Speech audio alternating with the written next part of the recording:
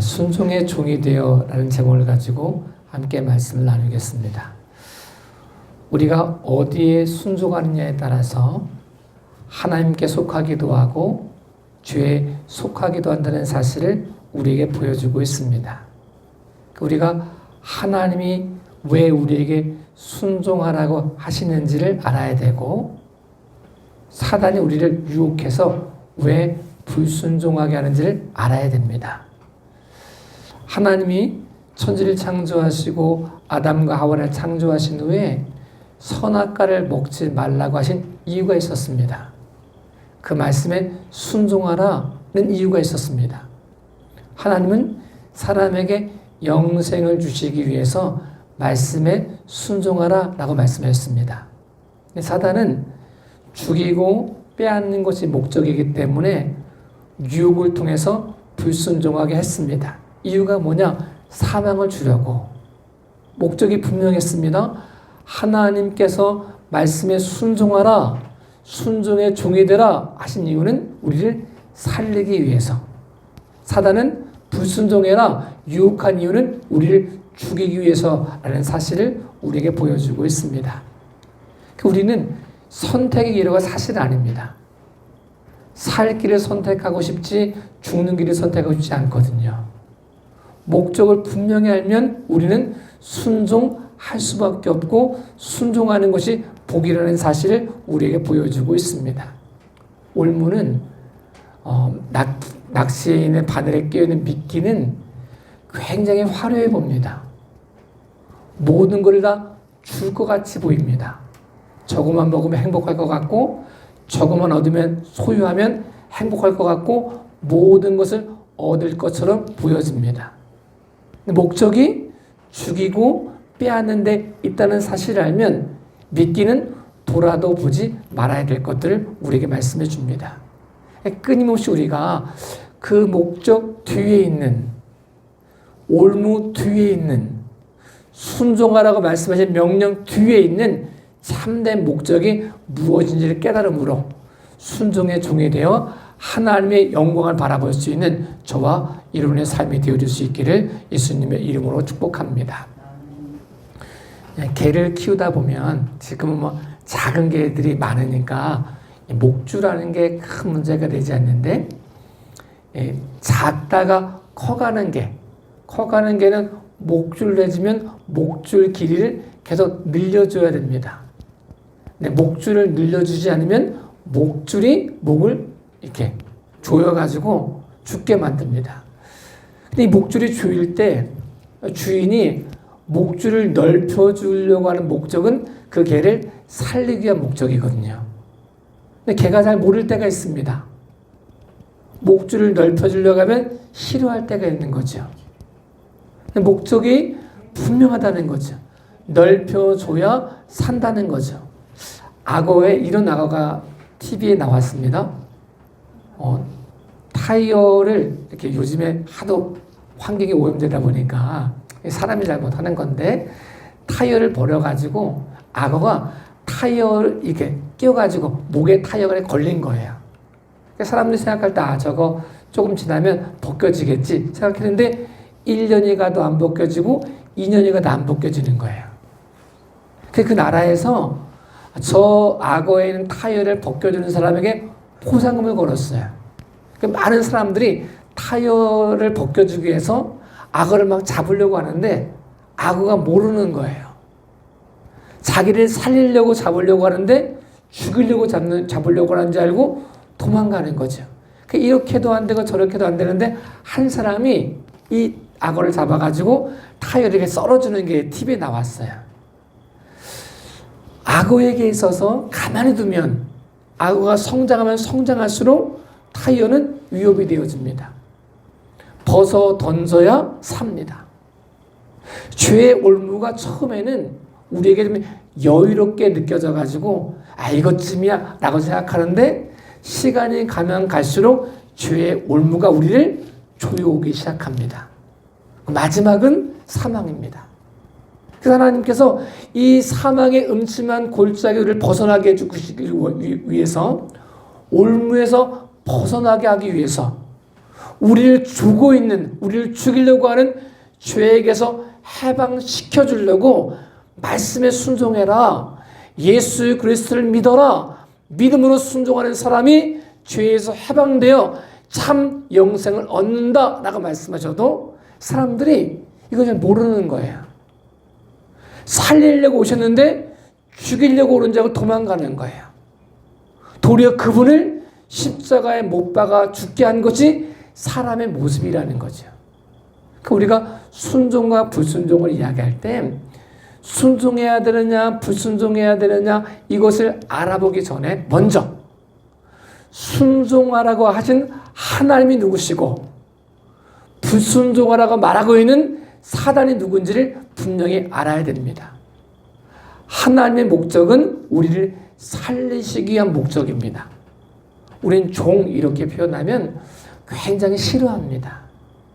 그래서 종 이거에 대한 트라우마 같은 게 요즘 하도 많아가지고 뭐 종 이렇게 얘기하면 나를 무시하냐 뭐 이렇게 얘기하는데 주인이 누구냐에 따라서 종이 달라진다는 거예요. 우리의 주인이신 하나님은 종인 우리를 살리기 위해서 십자가에서 모든 것을 주실 수 있는 분, 주신 분, 이분이 우리가 말하고 있는 주인이에요. 그러니까 예수 그리스도가 우리의 주인입니다. 이 얘기는 주종의 관계처럼 세상의 주종의 관계처럼 명령하고 듣고 이런 관계가 아니라 우리를 살리기 위해서 모든 것을 버리신 그분을 사랑하는 것.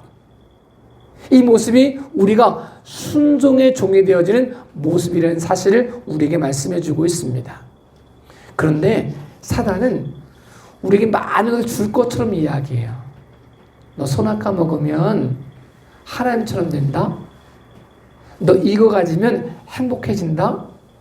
모든 걸 줄 것처럼 이야기하지만 목적은 빼앗고 죽이려고 하는 것이 목적이라는 사실을 우리는 압니다.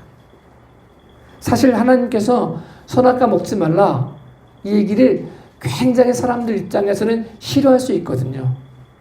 왜 이렇게 간섭해? 왜 하지 말라는 게 이렇게 많아? 그런데 사단은 하라는 거예요. 네 마음대로 하라는 거예요. 아무것도 제약 주지 않는 것처럼 보이지만 결과는 하나님의 말씀에 순종하면 참된 자유를 얻게 되어지고 사단의 말에 속아 넘어가면 모든 것을 잃게 되어진다는 사실을 우리에게 말씀해 주고 있습니다. 저도 여러분도 순종의 종이 되어 하나님의 영광을 볼 수 있는 저와 여러분의 삶이 되어질 수 있기를 예수님의 이름으로 축복합니다. 우리가 순종과 불순종을 이야기하면 불순종은 사실은 소돔과 고모라 성처럼 화려하게 보일 수 있습니다. 순종하라 이 말은 헤브론 땅처럼 막막하게 보일 때가 있습니다. 아브라함과 조카 롯이 선택을 하는 과정이 있었잖아요. 자기를 종끼리 싸우니까 아브라함이 조카 롯을 불러서 이렇게 말해요. 야, 우리가 같은 형제인데 싸우면 되겠냐?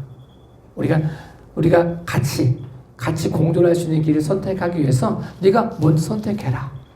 우리 있는 땅 넓으니까 네가 저하면 내가 우하고 네가 동하면 내가 서하겠다라고 말을 해요. 그때 조카 롯이 눈을 딱 들어보니까 어디가 예뻐 보였느냐? 어디가 화려해 보이느냐? 어디가 먹음직해 보이느냐? 저기만 가면 행복하게 보이느냐? 봤더니 소돔과 고모라산 근처인 거예요. 그래서 조카 롯이 선택을 해요. 나 저 땅으로 가겠다 라고 말해요. 굉장히 화려해 보이는 땅, 행복해 보이는 땅, 모든 것이 보장되어져 있는 땅, 이 땅처럼 보이는 땅을 조카 롯이 선택이 가요. 남아있는 땅은 헤브론 땅, 산지, 살림이 가득해가지고 농사 짓기도 힘들고 우양을 치기도 힘들고 누가 봐도 척박한 땅이 헤브론 땅이었어요. 그런데 조카 롯은 모든 걸 얻을 수 있을 것처럼 행복이 보장되어져 있는 땅으로 갔지만 모든 것을 잃어버리게 되었어요. 간신히 목숨만 건지는 모습이 되었어요. 아무것도 얻지 못할 것 같은 땅, 척박한 땅, 그러나 그 땅이, 헤브론 땅이 하나님이 허락하신 유업이 되었다는 사실을 우리에게 보여주고 있습니다. 우리 눈에는 말씀에 순종해라, 말씀대로 살아라, 선악과 먹지 마라, 이게 굉장히 헤브론 땅처럼 보일 때가 있어요. 우리를 간섭하고 힘들고 어렵고, 그 땅으로 가면 힘들고 어려울 것 같아가지고 굳이 그 땅을 가야 되나? 세상은 굉장히 화려하게 우리를 유혹해요. 번쩍번쩍 빛나는 별빛이 보여지고, 쾌락을 줄 것처럼 보이고, 모든 것을 마음대로 할 수 있는 것처럼 우리를 유혹해요. 여기만 오면 행복할 거다, 네 마음대로 할 수 있다, 하나님처럼 될 수 있다라고 계속해서 우리를 유혹한다는 거죠. 우리는 알고 있습니다. 말씀에 순종하는 것이 헤브론 땅을 점령하는 것처럼 힘들고 어려워 보이고 모든 것을 헌신하고 희생하는 것처럼 보이지만, 그 땅이 언약의 땅이 되어지고, 그 땅이 하나님의 유업이 되어지고, 그것이 우리에게 영생을 주시는 모습이 되어진다는 사실을 우리에게 말씀해 주고 있습니다. 성경 우리에게 굉장히 많은 것들을 요구하는 것처럼 보일 때가 있습니다. 예수님께서 너희가 나를 따르려면 너희를 부인하고 너에게 주어진 십자가 짊어져야 나를 따를 수 있다라고 말씀하십니다. 헌신 없이 따라올 수 없어. 자기를 부인하지 않고 따라올 수 없어. 십자가 짊어지지 않고 따라올 수 없어. 죽어야 살아. 이거를 그냥 액면 그대로 받아들이면 매혹적이지 않습니다. 저거 해야지라고 생각이 들지 않습니다. 매력적이지 않을 수 있습니다. 화려하지 않을 수 있습니다. 굉장히 우리에게 많은 것을 요구하는 것처럼 보입니다. 그런데 하나님은 그 요구하신 목적이 우리에게 전부를 주시려고 요구하시는 것이지 빼앗으려고 요구하시는 것이 아니라는 사실을 우리에게 말씀해 주고 있습니다. 사단은 다 줄 것처럼 말합니다. 사기꾼들은 다 줄 것처럼 말합니다. 내가 희생해가지고 너희가 해주는 거야, 너에게만 기회를 주는 거야 라고 말하지만, 사기꾼의 속성은 빼앗고 죽이려는 데 목적이 있습니다. 다 빼앗으려는 데 목적이 있지 주려는 곳에 목적이 있지 않습니다. 투박한 것처럼 말씀하셔도 하나님 우리에게 모든 것을 주고 싶으셔서 십자가 짊어지고 나를 따라올 수 있다, 너를 부인해야 따라올 수 있다, 말씀에 순종해야 된다라고 요구하신다는 것입니다. 저에게도 여러분에게도 이 요구하심이, 하나님의 영광을 볼 수 있는 요구하심, 모든 것을 주시기 위한 요구임을 알므로 순종의 종이 되어 여호와의 영광을 얻을 수 있는 저와 여러분의 삶이 되어질 수 있기를 예수님의 이름으로 축복합니다. 우리가 아브라함에게 있어서 100세 이삭을 바친 사건들을, 100세에 난 이삭을 바친 사건들을 우린 기억합니다. 하나님이 아브라함에게 요구하셨어요. 아브라함아, 네가 100세에 난 아들 독자 이삭 있지? 이 독자 이삭을 내게 바쳐라. 액면 그대로 받아들이면 하나님이 가장 우리가 아끼는 것을 빼앗아가는 것처럼 보여질 수 있습니다. 줄 때 언제고 바칠 때 언제, 이렇게 사람이 튕겨나갈 수 있습니다. 하나님 다 바쳐도 이건 못 바칩니다. 이건 안 됩니다. 이게 어떻게 얻은 아들인데 그렇게 안 됩니다 라고 말할 수 있는 모습이 있다는 거예요. 근데 우리가 알잖아요. 하나님이 이삭을 바치라고 하신 이유가 뭐냐? 이삭을 빼앗기 위해서가 아니었습니다. 이삭을 죽이기 위해서가 아니었습니다. 이삭을 보호하시고 진짜 주시기 위해서 아브라함에게 요구하셨다는 사실을 우리에게 말씀해 줍니다. 우리의 현재 시각을 가지고는 순종하기가 너무 어렵습니다. 아브라함이 만약에 믿음의 눈으로 보지 못했다면, 하나님을 신뢰하지 못했다면, 하나님이 어떤 분이신지를 알지 못했다면 도저히 이해할 수 없는 거죠. 도저히 이해할 수 없는 모습이 하나님의 요구하심이었습니다. 근데 믿음으로 보니까 보여지기 시작했습니다. 빼앗기 위해서가 아니라 주시기 위한 것, 죽이기 위한 것이 아니라 살리기 위한 것이라는 사실을 알게 되었습니다. 내려놓음이라는 책에 이런 내용이 있습니다. 어떤 아이와 아버지가 마트에 가서 장을 보는데 아이가 너무 갖고 싶은 장난감이 있는 거예요. 그러니까 아이가 말해요. 아빠, 나 저거 사줘요. 아빠가 사줬어요. 그래, 이거 너 사줄게. 얘를 줬어요. 그 얘를 데리고 이제 마트에 계산을 해가지고 나와야 얘게 되는 건데, 얘한테 말하는 거예요. 얘야, 이거 네 가지고 있는 총 계산대에 올려놔.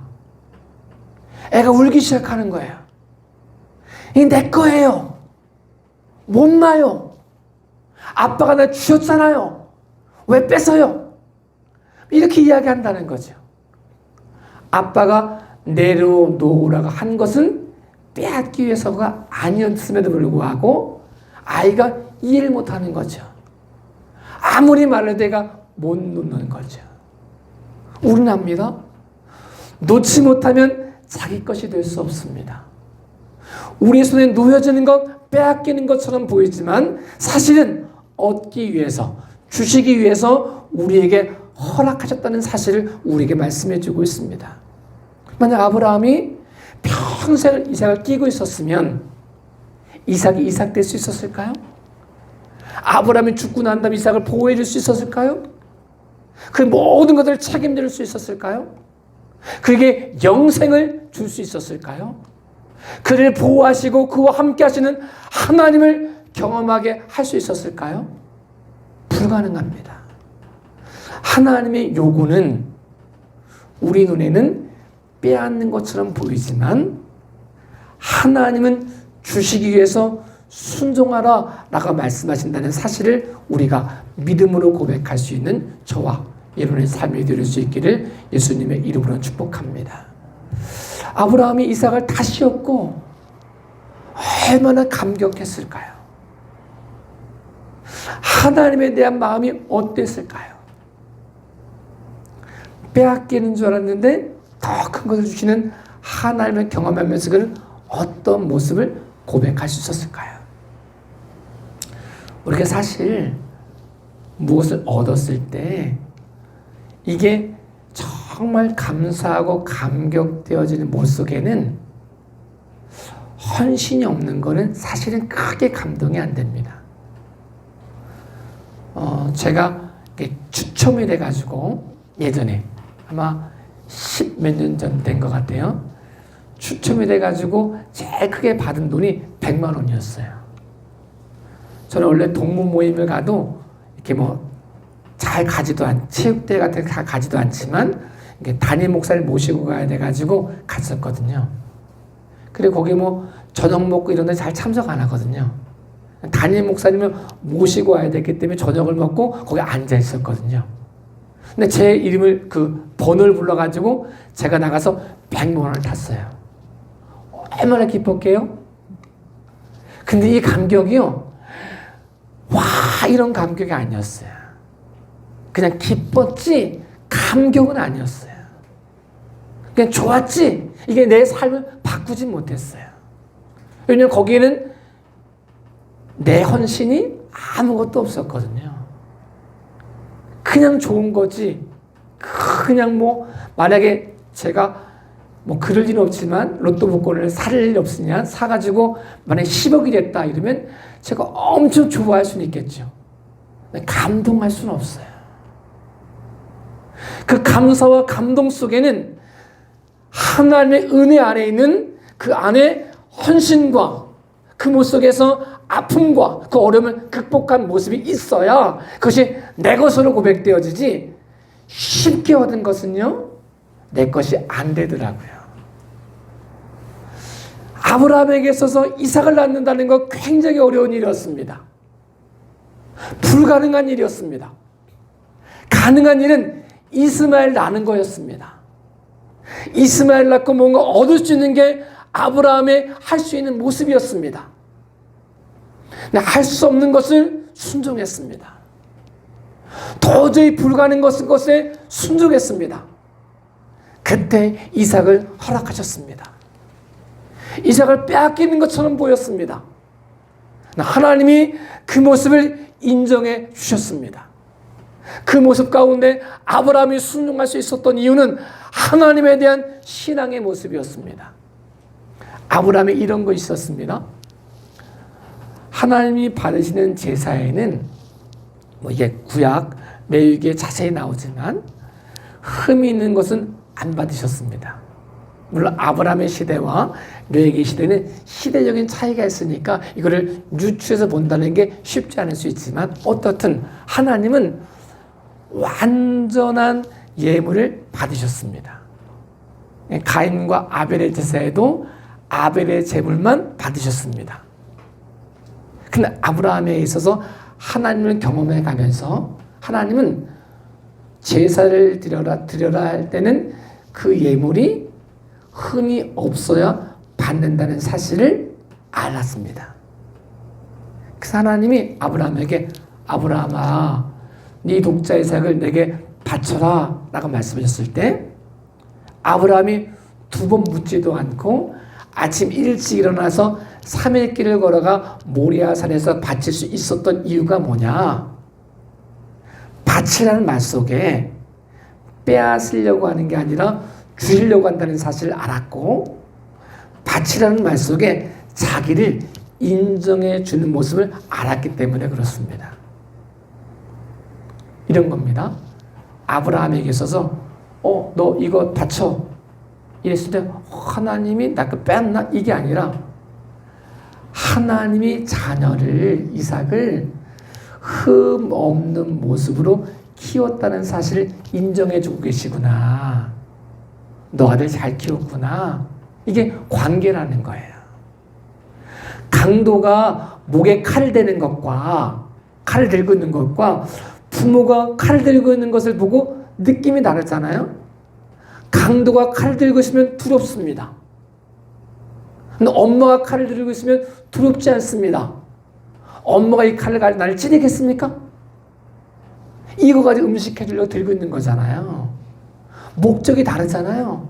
강도는 죽이려고 들고 있지만 엄마는 살리려고 들고 있다는 사실을 아는 거잖아요. 하나님에 대한 믿음, 아브라함이 하나님에 대한 믿음, 이 믿음이 순종할 수 있는 모습이 되었다는 사실을 우리에게 말씀해 주고 있습니다. 빼앗는 것 같으나 빼앗지 않고 주시려고 하시는 목적을 알고 있었기 때문에 아브라함은 순종의 모습을 가질 수 있었고, 이삭은 그 순종을 경험할 수 있었고, 하나님을 경험하는 믿음의 귀하고 복된 모습이 되어진다는 사실을 우리에게 말씀해 주고 있습니다. 그래서요, 이상한 것 한 가지는 아브라함이 이삭을 바친 다음에 이삭이 살아났잖아요. 안 죽었잖아요. 그리고 아브라함과 이삭이 같이 내려오는 게 아니고 아브라함만 먼저 내려옵니다. 이제 이삭에게도 그냥 아브라함의 하나님이 아닌, 아브라함의 하나님으로 끝나는 그 하나님이 아닌 이삭의 하나님으로 그 삶 가운데 새겨주시는 은혜의 모습이 있었다는 사실을 우리는 알 수 있습니다. 우리의 삶 가운데 우리가 믿음으로 산다는 사실은, 순종의 종이 되어진다는 사실은, 그 속에 녹아져 있는 하나님의 계획을 볼 수 있다는 사실은 순종이 빼앗기는 것 같으나 얻는 모습임을 우리에게 말씀해 주고 있기 때문에 그렇습니다. 저도 여러분도 순종의 종이 되어 빼앗기는 것 같으나 얻는 믿음의 귀하고 복된 삶이 되어질 수 있기를 예수님의 이름으로 축복합니다. 우리 순종을 이야기할 때 아브라함의 순종을 이야기합니다. 아브라함이 이삭을 바친 순종. 그래서 이삭을 순종의 자녀, 순종하면 이삭 이런 표현을 갖습니다. 그래서 예수님께서 이 땅에 오셔가지고 우리에게 모든 걸 주시는 순종을 경험하셨습니다. 사실 십자가의 길이 힘들고 어려운 모습이었습니다. 쓴 잔을 마신다는 사실이 결코 쉬운 일이 아니었습니다.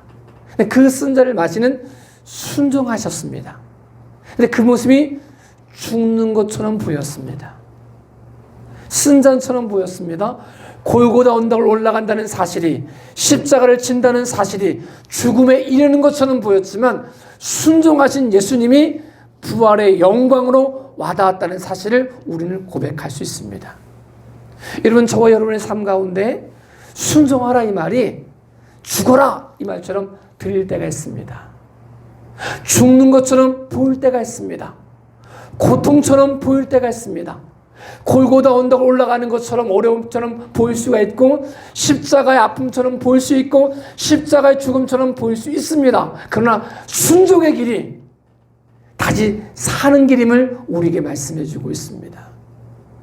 죽는 자 같으나 살리는 길이 순종의 길입니다.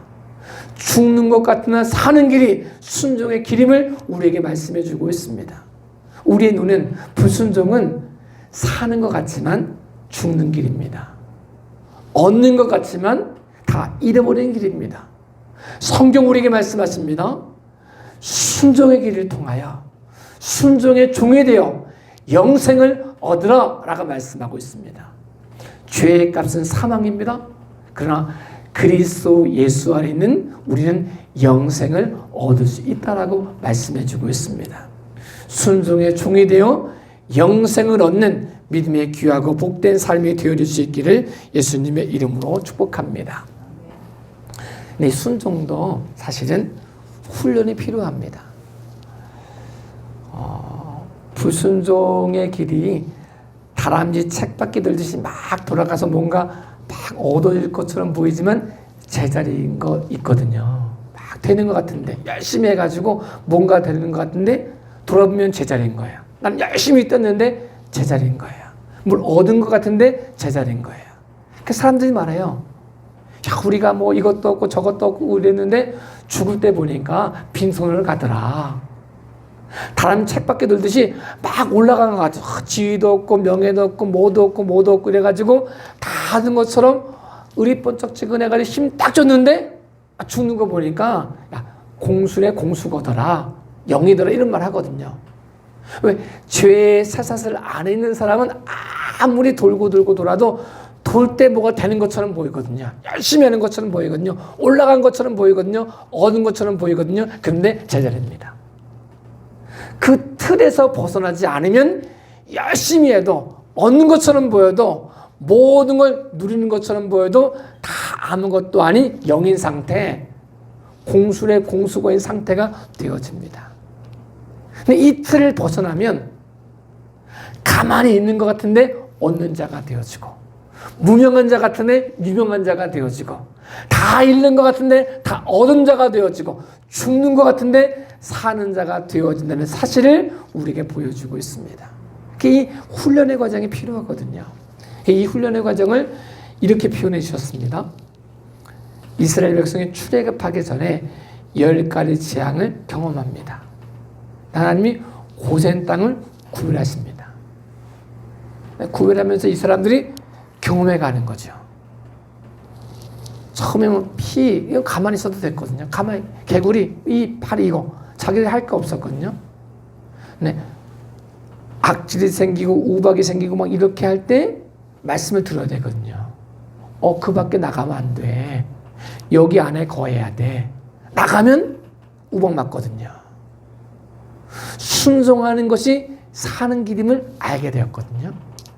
맨 마지막 유월절 양을 잡으면서 모든 장자가 죽을 때 피를 보고 재앙이 넘어간다라고 말씀하시면서 여기 거해.